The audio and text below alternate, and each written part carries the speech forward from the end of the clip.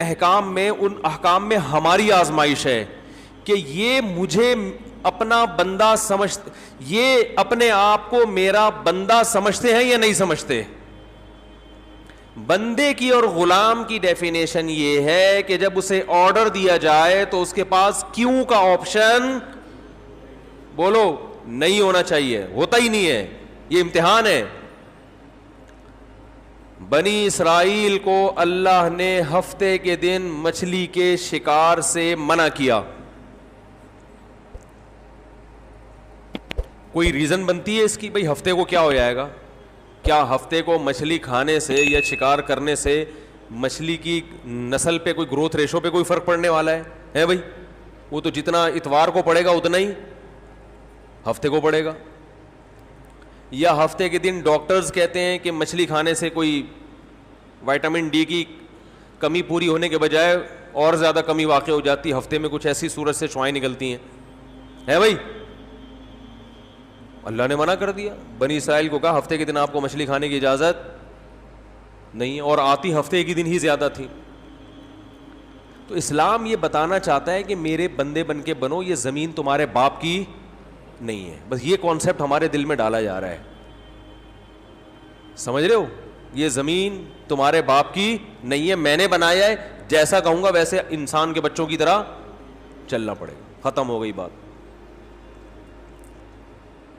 ہمارے ہاں ہر چیز میں ایکچولی وہ یوں تھا. تو ایکچولی وہ ایک صاحب قربانی کے بارے میں پوچھنے لگے، قربانی کے بارے میں، یہ ابھی قربانی آنے والی ہے نا، تو اس میں بھی یہی اعتراضات. یار اتنا پیسہ غریبوں کو کھلا دیا جاتا ہے بھائی، ایک ایک گھر میں 2-2 لاکھ 1.5 لاکھ 1 لاکھ کی قربانی ہو رہی ہے. ایک جانور کٹتا ہے نا اور اس کا گوشت 3-4 دن میں کباب بنا کے کھا پی کے ختم. اتنا پیسہ اگر ہم IMF کو دے دیتے تو ہمارا اتنا قرضہ ادا ہو جاتا. اتنا پیسہ اگر ہم جہیز کے لیے جمع کر لیتے، لاکھوں بچیوں کی شادیوں کا انتظام، بولتے کیوں نہیں بھائی، ہو جاتا. اتنا پیسہ اگر ہم ڈیم کے لیے جمع کرتے، ڈیم نے تو پھر بھی، یہ غلط ہو گئی مثال، واپس لے رہا ہوں میں واپس. اور کیا ہو سکتا ہے؟ بس یہ 2 ہی چیزیں ہو سکتی ہیں. بہرحال بہت کچھ ہو سکتا تھا نا. اتنا پیسہ ہم اپنے بچوں کی پڑھائیوں پہ لگا دیتے تو بچے، ہمارے ملک سے جہالت کا خاتمہ ہو جاتا. اتنا پیسہ یوں کر دیتے تو یوں ہو جاتا، یوں کر دیتے. اور اگر چلو گوشت ہی میں خرچ کرنا تھا، بھئی علماء کہتے ہیں نا غریبوں کو گوشت کھانے کو مل رہا ہے، تو اتنا پیسہ گوشت خرید کے اسٹاک کر دیتے اور پھر پورے سال آرام آرام سے تقسیم ہوتے. یعنی گورنمنٹ یہ اعلان کرتی بھائی قربانی کی مد میں سب اتنے پیسے جمع کرائیں، 50,000 ہم کرا دیتے، 1 لاکھ رفیع بھائی کرا دیتے، 1.5 لاکھ فلاں کرا دیتا. اور یہ کرا کے گورنمنٹ یا کوئی کمیٹی بن جاتی جو کہتی اب ہم ایک دن میں نہیں بلکہ پورے سال میں ڈیوائڈ کر کے جانور ذبح کر کے غریبوں میں بانٹتے رہیں گے. اس سے غریبوں کو فائدہ زیادہ ہوتا. بھئی 3 دن میں ہی آپ نے لاکھوں کروڑوں جانور کاٹ دیے، اس میں تو ضائع بھی بہت ہوتا ہے نا. ارے اس کو اسٹور کر کے، بھئی یہ گائے مفتی صاحب کی ہے، یہ گائے فلاں کی ہے، یہ گائے فلاں کی ہے، اب یہ بس اللہ کے نام پہ ہو گئی ہے. اب بوقت ضرورت، بقدر ضرورت، جب ضرورت ہوگی یہ گائے کٹتی رہے گی، راشن بٹتا رہے گا غریبوں میں. یہ 3 دن کے اندر اندر ہی کیوں؟ 3 دن کے اندر اتنا جانور جب آپ کاٹتے ہیں تو فائدے کے بجائے نقصان، بولو نا، زیادہ ہوتا ہے. معاشی لحاظ سے جانور کے گوشت کی قیمت بہت زیادہ اوپر چڑھتی ہے، جو ظاہری کیلکولیشن بتاتی ہے، حقیقت تو اللہ ہی جانتا ہے. ارے مجھے ایک بات بتاؤ نا یار، یہ بات بھی سمجھانا کوئی مشکل کام ہے؟ دیکھو آپ کے پاس 3 لاکھ روپے پڑے ہوئے ہیں یا 2 لاکھ روپے پڑے ہوئے ہیں. ماہرین معیشت کیا کہتے ہیں؟ وہ 2 لاکھ ایک دن میں خرچ کر لو یا پورے سال ڈیوائڈ کر کے خرچ کرو. زیادہ بہتر کون سا کیا عمل ہے؟ پورے سال ڈیوائڈ کرو. ایسا ہی ہے نا. تو آپ کے پاس اتنے جانور، کروڑوں گائے، بیل، بکرے دمبے موجود ہیں تو ماہر معیشت کہیں گے کہ 3 دن کے اندر کاٹ کے ان کے کباب بنا کے کھا جانا اس سے بہتر ہے کہ ان کو پورے سال میں ڈیوائڈ کر دو. کچھ محرم میں کٹیں گے, کچھ سفر میں کٹیں گے, کچھ ربیع الاول میں کٹیں گے. اس سے گوشت کی قیمت بھی کیا رہے گی, ہمارے کنٹرول میں رہے گی. وافر مقدار میں غریبوں کو گوشت بھی ملتا رہے گا. عقل تو یہی کہتی ہے. اسی وجہ سے یہ لبرلز لوگوں کو بڑے اعتراضات ہوتے ہیں, یار یہ کون سی قربانی ہے, یار یہ کیا ہے, یار یہ کون سا طریقہ ہے, یار جانور لاؤ کاٹو, جہاں پہ کسائی لے گیا نکال کے, اور کھال جو ہے نا وہ فلان لے گئے اور پھر وہ کھایا پیا 3 دن ہلا گلا. کچھ لوگ اسٹور کر لیتے ہیں لیکن وہ بھی اپنے لیے کرتے ہیں, غریبوں کے لیے تھوڑی کرتے ہیں. محرم میں حلیم پکا دیا اس سے, بس اس کے بعد نہیں چلتا وہ. تو یہ کیا ہو رہا ہے. دوسری بات, گوشت خرید کے اگر وہ سستا پڑتا ہے, جانور خرید کے کاٹ کے کھایا جائے تو وہ اور زیادہ مہنگا پڑتا ہے. تو یہ کروڑوں روپے کا سرمایہ اس طرح بھی ہلاک ہو رہا ہے. ارے یہی بکرا آپ عام دنوں میں خریدو آدھی قیمت پہ ملے گا, بلکہ گوشت خریدو تو اور سستا ملے گا, اور گوشت بھی اپنی مرضی کا ملے گا. جو سری پائے کے عادی نہیں ہیں وہ سری پائے نہ خریدیں, لیکن یہی آپ بقرعید والے دن خریدو تو ڈبل قیمت پہ. کیا خیال ہے بھائی؟ اور اگر کاٹنا ہی تھا تو جو لنگڑے لولے جانور ہیں ان کو کاٹ دو, گوشت تو سب میں ایک ہی جیسا نکلتا ہے نا. ارے کسی کا جانور لنگڑا ہے, اندھا ہے, کاڑا ہے, کنکٹا ہے, وہ تو ویسے ہی گوشت پہ تھوڑی کوئی اثر پڑتا ہے. جانور اندھا ہو, گوشت تھوڑی اندھا ہے. لیکن شریعت نے کیا کہا, معذور جانور کی قربانی بولو بھائی نہیں ہے. یہ تو ایک اور اعتراض ہمارے لیے کھڑا کر دیا. تو اتنے سارے اعتراضات قربانی پہ ہوتے ہیں, ان سب کا ایک ہی جواب ایک حدیث میں موجود ہے. صحابی نے پوچھا یا رسول اللہ یہ قربانی کیا ہے؟ آپ نے فرمایا سنت ابیکم ابراہیم, تمہارے باپ ابراہیم کی سنت, بس اور کوئی لاجک نہیں ہے. جب اللہ نے ابراہیم علیہ السلام کو حکم دیا بیٹے کو ذبح کرو تو اس کی کوئی لاجک سمجھ میں آتی ہے؟ ابھی تو گائے کاٹنے کا کہا جا رہا ہے, بیٹا کاٹنا تک کا تو کوئی تک بنتا ہے ہی نہیں. بھائی بیٹے کو کاٹنے کا حکم دیا جائے, یہ کسی لبرل کو آپ سمجھا سکتے اس کی حکمت ہے بھائی؟ اقوام متحدہ کو قائل کر سکتے ہو کہ بیٹا کاٹنا بھی اس کی کوئی تک بنتا ہے اس کا؟ وہ مانیں گے؟ ہے بھائی؟ کسی کو بھی بٹھا کے سمجھاؤ یار فلاں کو اللہ نے حکم دیا بیٹا کاٹو, تو آپ فوراً کہو گے یار ہو سکتا ہے وہ بیٹا چور ہو معاذ اللہ, یا وہ بیٹا اتنا بڑا مجرم ہو کہ اس نے کئی لوگ کاٹ چکا ہو. تو اب باپ کو کہا جا رہا ہے اس بیٹے کو کاٹو تاکہ مزید لوگ نہ کٹیں. ڈاکو ہو, چور ہو, ہے نہ بھائی. وہ بیٹا بھی کون ہے؟ اسماعیل, پیغمبر کا بیٹا, اور جس کے بارے میں بشارت دی گئی تھی کہ بطور انعام کے دیا جا رہا ہے آپ کو, آپ کی قربانیوں کا صلہ ہے یہ بیٹا, بطور گفٹ, جس کے اچھا ہونے میں دو رائے نہیں ہو سکتی. ایسے بیٹے کے بارے میں حکم دیا جا رہا ہے ابا کو کہ اس بیٹے کو کیا کر دو, ذبح کر دو. آپ کہہ سکتے ہیں ہو سکتا ہے بچے کا امتحان لیا جا رہا ہو کہ یہ بچہ کتنے پانی میں ہے, کاٹنے کا اصل حکم نہ ہو بلکہ اللہ دیکھنا چاہ رہے ہو کہ بچہ آگے سے رسپانس کیا کرتا ہے. تو بچے نے جواب کیا دیا تھا, یا ابت افعل ما تؤمر, اے ابا جو کہا گیا ہے عمل کر لیں. تو بچہ ایگزام میں کامیاب ہو گیا, اب اللہ کہتے بس نہیں کاٹیں, ہے بھائی؟ تو جیسے ابراہیم علیہ السلام کو حکم دیا اپنے بیٹے کو کاٹیں, اس کی لاجک کچھ بھی نہیں ہے سوائے اس کے کہ ابراہیم بھی اللہ کے, بیٹا بھی اللہ کی مخلوق پہلے ہے, ابراہیم کا بیٹا بعد میں. تو اللہ کہہ سکتا ہے بھائی میں تو ویسے بھی کسی کو کسی وقت موت دے سکتا ہوں, آپ نہیں کاٹیں میں کسی اور حادثے سے ہلاک کر دوں. یہ تو مجھے اختیارات ہے نا, دیا بھی تو میں نے. یہ ثابت کرنے کے لیے کہ ابراہیم تو میرا بندہ ہے اور تیرا بیٹا بھی میرا غلام ہے.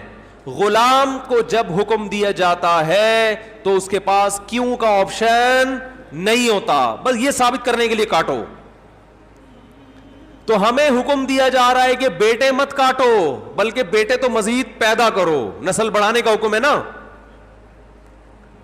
لیکن بیٹے کے بدلے میں جانور کاٹو. اور اس جانور پہ جو اعتراضات ہوں کہ کیوں کاٹنے کا حکم دیا جا رہا ہے, اتنے پیسے سے غریب کی شادی کرا دیتے. ایک تو غریب کی جب بھی مثال آتی ہے شادی کی آتی ہے بیچارے کی مثال, کیونکہ غریب کے ہر مسئلہ حل ہوتا ہے, شادی نہیں ہوتی بیچارے کی. غریب کو روٹی بھی مل جاتی ہے, لوگ زکوٰۃ فطرہ دے دیتے ہیں غریبوں کو, میں نے دیکھا ہے, بلکہ دیتے ہی غریبوں کو ہیں, تلاش کر کر کے غریبوں کو دیتے ہیں. ہر کام علاج بھی ہو جاتا ہے. غریب کا مسئلہ اٹکتا کہاں ہے؟ رشتہ لینے جائے گا, جتنا بھی ترس آ رہا ہو نا آپ کو, آپ بولے گا بھائی تو یہ 1 لاکھ مزید لے لے, پتلی گلی سے نکل یہاں سے, بیٹی نہیں دوں گا. تو غریب کے سارے مسائل کہاں کے کھڑے ہوتے ہیں. اس لیے میں مثال دیتا ہوں, غریب کی شادی نہیں ہوتی اس کی بیچارے کی, رشتہ نہیں دیتا کوئی, تو غریب بھی نہیں دے رہے ہوتے. کمال کی بات یہ ہے, غریب بھی نہیں دے رہے ہوتے اس کو. تو اس لیے میری زبان سے نکلتا ہی یہی لفظ ہے ہمیشہ. کیا بات کر رہا تھا میں؟ ہاں, تو میں یہ عرض کر رہا تھا کہ لوگ کہہ سکتے تھے کہ یہ جو تم نے 1.5-2 لاکھ کا بیل خریدا ہے, اس سے کسی غریب کی شادی کرا دیتے, یا کھانا کھلا دیتے, یا کسی غریب بچی کو جہیز دے دیتے, یا فلانا کر دیتے, تو ڈمکانا کر دیتے. تو آپ ان سے بولو بھائی جب ابراہیم علیہ السلام کو اللہ نے حکم دیا تھا بیٹے کو ذبح کرو, تو ابراہیم علیہ السلام بھی اس قسم کے اشکال اگر کر لیتے تو وہ اللہ کے خلیل نہ بنتے, وہ معاذ اللہ نقل کفر شیطان کے دوست بن جاتے. تو آپ مجھے بھی شیطان کا دوست بنانے کی کوشش نہ کریں. اللہ نے حکم دیا کہ کاٹو, تو میں کیا کروں گا؟ کاٹوں گا. اور حج میں تو اس سے بھی زیادہ عجیب معاملہ ہوتا ہے. یہاں تو ہم گوشت کھا بھی لیتے ہیں, کھلا بھی دیتے ہیں. مینا میں جو کروڑوں لاکھوں جانور ذبح ہوتے ہیں وہ تو بیچارے اکثر ضائع ہو جاتے ہیں. لیکن عقل پرستوں کو اللہ نے یہاں ایک جواب دیا ہے کہ تم جو یہ فلسفے کیلکولیٹر لے کے بیٹھتے ہو نا کہ اتنے جانور اگر یوں ہو جاتا تو ہر سال اگر کٹتے تو ایکچولی گوشت کی قیمتیں کنٹرول میں رہتی ہیں, اور ایکچولی یوں ہوتا اور اس سے اتنے غریبوں کے پیٹ بھر جاتے اور اس سے تو جانور ختم ہوتے ہیں. تو اللہ نے ابراہیم علیہ السلام کی سنت میں بتا دیا کہ ابراہیم نے اپنے بیٹے کو ذبح کرنے کے لیے لٹایا تھا نا, تو سب سے زیادہ نسل چلی کس کی ہے؟ اسماعیل کی. اور برکت کس میں ہوئی؟ اسی بیٹے میں. آئی بات سمجھ میں؟ کوانٹٹی کے لحاظ سے بھی اور کوالٹی کے لحاظ سے بھی. آج بھی دنیا میں خاندان افرادی قوت کے لحاظ سے سب سے زیادہ سید ہیں دنیا میں, جن کو شاہ بھی کہا جاتا ہے, سید بھی کہا جاتا ہے, افرادی لحاظ سے بھی. اور روحانی اعتبار سے سید الانبیاء محمد صلی اللہ علیہ وسلم اللہ نے حضرت اسماعیل کی اولاد میں پیدا کیے. تو پتا چلا کہ بھائی جو اللہ کے لیے کٹے گا بڑھے گا بھی, بولو نا وہی. کتے تو 12 بچے دیتے ہیں, اور کئی سال ہو گئے KMC والے نہیں مار رہے, پھر بھی اتنے نہیں ہوئے ہیں بھائی, یہ تو اللہ کا فضل ہو گیا. لیکن گائے, بیل, بکرے, دمبے روزانہ کروڑوں کی تعداد میں کٹتے ہیں, اتنے کہ ہمارے تصور سے جب بھی شنواری جاؤ گے 8-10 بکرے لٹکے ہوئے نظر آئیں گے آپ. ہر ہوٹل پہ یہی ہے. او بھائی سال میں 1 بچہ دیتی ہے بکری یار. گروتھ ریشو کیا ہے؟ 1 بچہ سال میں. کٹ روزانہ رہا ہے, روزانہ.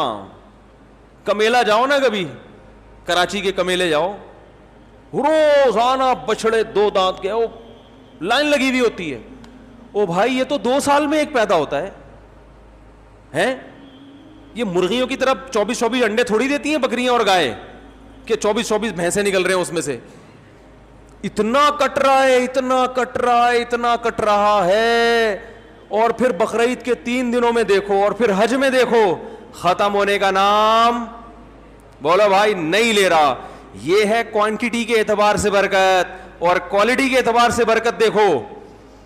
جو طاقت صحت اللہ نے ان چار جانوروں کے گوشت میں رکھی ہے, وہ کسی اور کے گوشت میں نہیں ہے.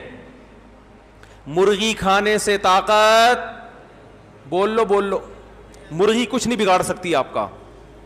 ان مرغیوں میں دم ہی ختم ہو گیا ہے. یہ آپ کو کیا, آپ ان کے خلاف جتنا بھی احتجاج کرو یہ کچھ نہیں کرے گی.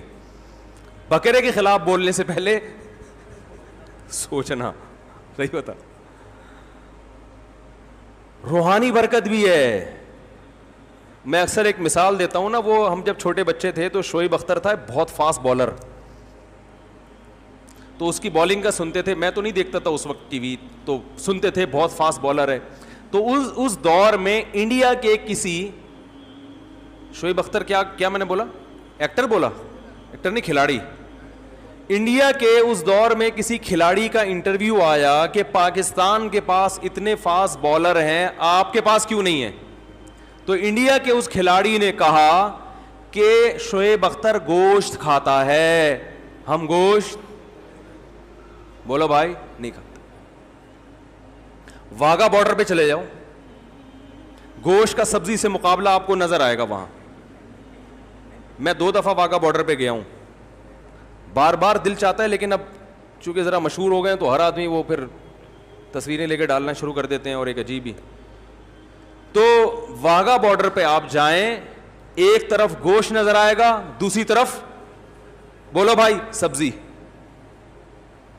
آوازوں میں دم دیکھو, ایک کی دھاڑ جیسے شیر دھاڑ رہا ہے, قد ہے بھائی جیسے بیل. تو یہ برکت کس کی ہے؟ گوشت کا مقابلہ سبزی سے دیکھنا, سبزی سے کرنا ہے تو ابھے نندن کی چائے دیکھ لو.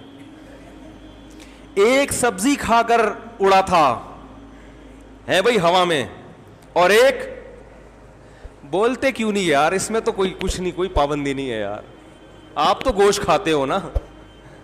ایک نے سبزی کھائے تھے ٹماٹر, جس پہ پھر ہم پہ پابندی لگائے گی کہ ٹماٹر پہ پابندی لگا رہے ہیں ہم, لگا دو پابندی, گائے پہ پابندی نہ لگانا. انڈیا نے دھمکی دی تھی نا ہم تمہارے ٹماٹر بند کر دیں گے, تو ہمارے ہاں تو ٹومیٹو کیچپ میں ٹماٹر نہیں ڈلتا. ہمارے ہاں تو ٹومیٹو کیچپ میں نہیں ڈلتا ٹماٹر, وہ پتہ نہیں کیا ڈل رہا ہوتا ہے. تو ٹماٹر بند کرنے سے ہمارا کوئی نقصان نہیں ہے. انڈیا سے جو گائے آ رہی ہیں اور وہ بیل آ رہے ہیں نا, جو ہندو نہیں کھاتے, یہ آپ بہت اچھا کرتے ہو, بہت اچھا. آپ گائے کو اپنی ماں سمجھو, گائے کی سیوا کرو, سجدہ کرو گائے کے سامنے, ہمیں کوئی اعتراض نہیں ہے, کیونکہ آپ کھاؤ گے تو ہمارے لیے کھانا مہنگا ہو جائے گا تھوڑا سا. تو اگر آپ یہ دھمکی دیتے کہ ہم پاکستان کو قربانی کی گائے بند کر دیں گے تو ہم پریشان ہوتے. بھائی ہمیں تو واگا بارڈر پہ آپ کے خلاف جو نعرے لگانے پڑتے ہیں وہ گائے کا گوشت کھائے بغیر ممکن نہیں ہے. ہمیں جو اڑتے ہوئے جہازوں کو کنٹرول کر کے زمین پہ لا کے پائلٹ کو چائے پلا کے واپس بھیجنے کا عمل ہے, یہ گائے کا گوشت کھائے بغیر ممکن نہیں ہے. گائے بند نہ کرو ہماری. اب مجھے ڈر ہے کہ وہ بھی گائے کھانا نہ شروع کر دیں یہ بیان سن کے, لیکن ان کو ٹائم لگے گا. آج اگر وہ ہندو گائے کھانا شروع بھی کرتے ہیں تو وہ تو ظاہر ہے ان کی جین میں شامل ہونے میں 5-6 صدیاں بھی گزریں گی. ہم تو ہزاروں سال سے کھا رہے ہیں بھائی. ابھی آپ کو گائے کھا کے بھی ہمارا مقابلہ کرنے میں 200-400 سال لگیں گے. یہ گائے, باقی آپ کہہ سکتے ہیں وہ گائے کھانے سے کولیسٹرول بڑھتا ہے, وہ اس لیے بڑھتا ہے کہ وہ پھر کام جہازوں والے نہیں ہو رہے نا. سارے تھوڑی ابے نندن کے مقابلے میں ہوا میں یا واگا بارڈر پہ پریڈ کر رہے ہیں. زیادہ تر تو گائے کھا رہے ہیں اور کمپیوٹر کے آگے بیٹھ کے بس یہ انگلیوں کی جو مسل ہے نا ان کی ایکسرسائز ہو رہی ہے. اس کے لیے گائے کھانے کی ضرورت, بولو بھائی, نہیں. آفس میں بیٹھے ہوئے ٹھش پش, تو اس سے کیا ہوگا؟ تو پھر وہ ظاہر ہے پھر تو پھٹو گے. گائے, پھر یہ گائے کی توہین ہے. یہ جو گائے کا گوشت کھانے سے کولیسٹرول بڑھتا ہے, یہ گائے کے گوشت کی توہین کی وجہ سے بڑھتا ہے. کیا آپ نے بڑا گوشت کھایا, کام بڑے نہیں, کام چھوٹے چھوٹے, مرغیوں فارمی مرغی جیسے کام کر رہے ہیں آپ, اس لیے کولیسٹرول بڑھتا ہے, ہارٹ اٹیک ہوتا ہے. بڑا گوشت وہ کھائے جو کام کیا کرے, بڑے کرے, جو فضاؤں میں جہازوں پہ قبضہ کرے, پائلٹوں کو آسمانوں سے نیچے اتارے, اور پی آئی اے کے جہاز لے جا کے, اللہ کی پناہ یار, یہ بھی ہمارے ہی یہاں ہو رہا ہے. اس میں گائے کا قصور نہیں ہے. یہ پی آئی اے والوں کا ذاتی قصور ہے. بہرحال کیا بات چل رہی تھی, کہاں سے کہاں نکل گئی.